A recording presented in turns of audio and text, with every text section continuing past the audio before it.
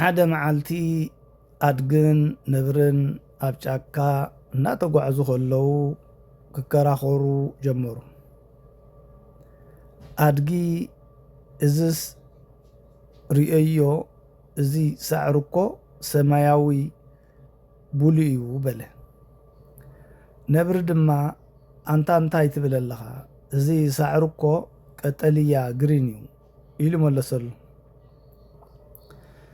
ክልቲኦም ክሰማምዑ ስለ ዘይከኣሉ ናብቲ ንጉስ ጫካ ዝኾነ ኣንበሳ ክኸዱ ተሰማምዑ።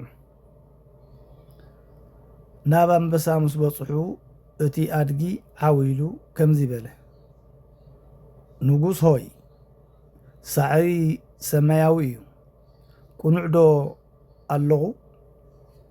ኣንበሳ ድማ ርእሱ እናነቕነቐ ገሪምዎ፣ እወ ሳዕሪ ሰማያዊ እዩ በለ። ኣድጊ ብታሕጓስ እናዘለለ ነብሪ ግን ቀጠልያ እዩ እናበለ የጨንቐኒ ኣሎ፣ ስለዚ ክቕፃዕ ኣለዎ በለ።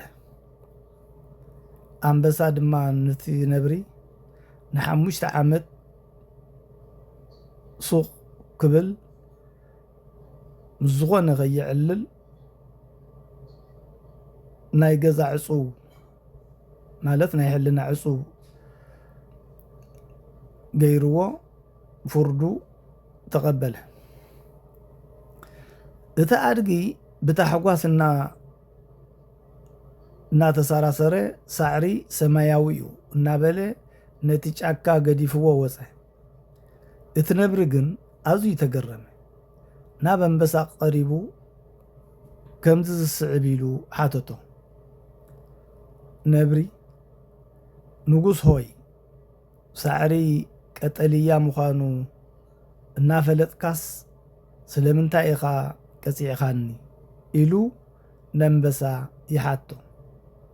ኣንበሳ ድማ ኣነ ዝቐፃዕኹኻ ሳዕሪ ብዛዕባ ዘለዎ ሕብሪ ኣይኮነን።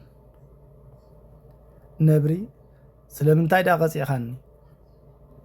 ኣንበሳ ከማኻ ዝበለ ትብዓት ዘለዎ ነብሪ ምስ ኣድጊ እናተኻትዐ ግዚኡ ክጥፍእ ስለ ዘይነበሮ እዩ። ብተወሳኺ ድማ መፂኢኻ ንዓይ ብኾንቱ ሕቶ ምጭናቕካ እዩ እቲ መቕፃዕቲ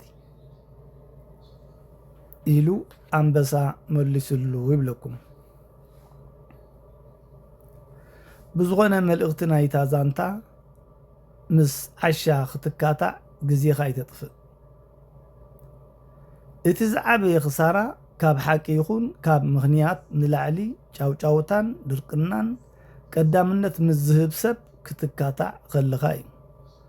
ስለዚ ምስ ዓሻ ምክታዕ ግዜኻ ጥራይ ኢኻ ተባኽን። ግዜ ከዓ ወርቂ እዩ። ግዜኻ ክትጥቀመሉ ኣለካ ኣብ ዘይጠቅም ነገራት ካብ ምክታዕ ኣብቲ ዝጠቅም